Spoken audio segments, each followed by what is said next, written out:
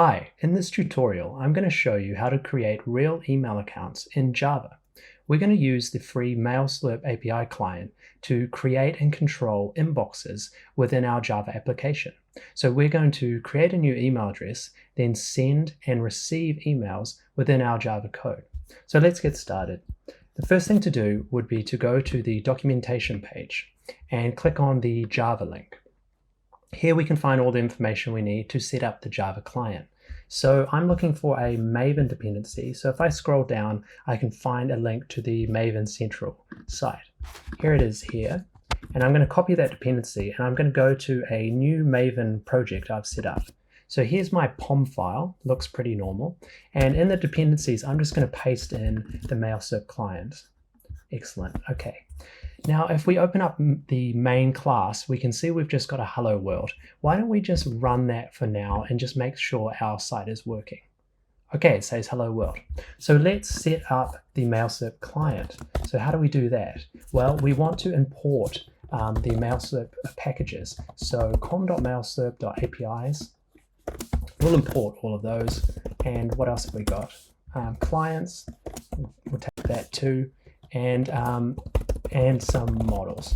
Okay, now we can configure an API client. So if we just say API client equals new API client, and then we need to set the API key. So MailSlurp is free. We just need to open up the dashboard and obtain an API key. So let's go back to our editor, our browser here, and I'm logged into app.mailslurp.com/dashboard. And if I go to API access, I can copy my API key. So let's do that. And now we can just paste that there.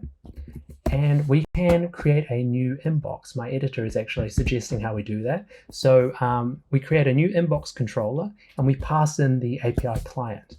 And now we want to create an actual inbox. So why don't we say, no, not like that.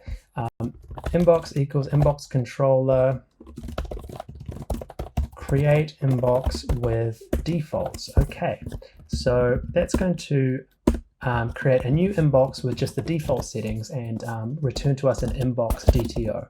So why don't we just print out the email address if that works, and we'll put in here my new inbox is, and then add a plus. So let's run that and see if it works. Wow, look at that. We have a new email address with a unique with a new inbox with a unique email address here that we could send and receive email to. So why don't we keep going and write in our test a sending email method.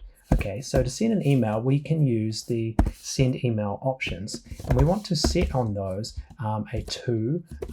So we're going to put in a list there. And we're going to send an email just to itself, I think, for now, would be a good idea.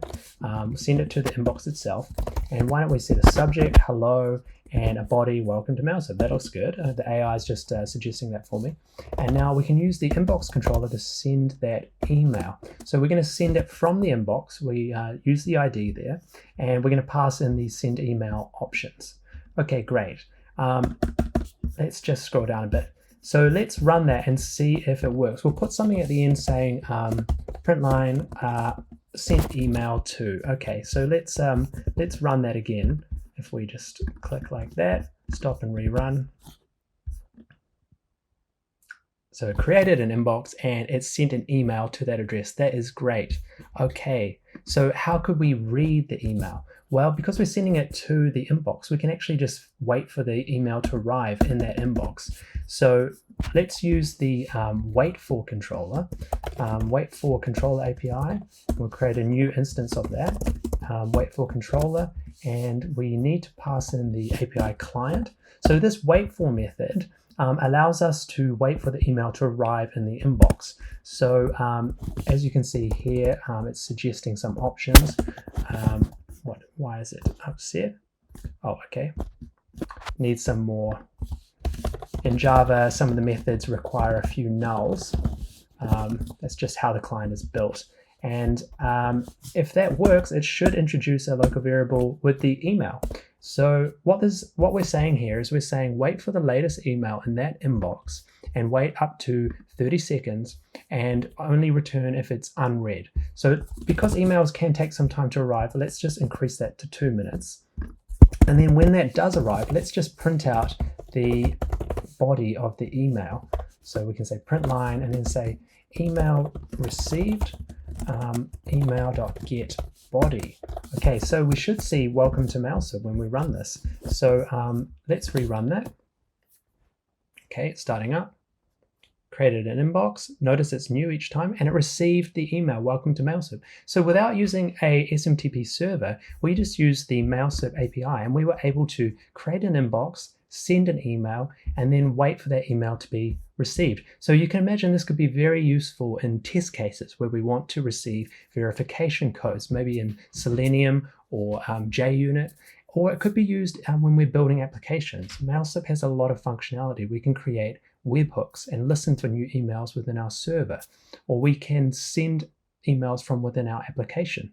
So if you'd like to see more, please check out the documentation page and more of our videos on our YouTube channel. Thanks for watching and see you next time.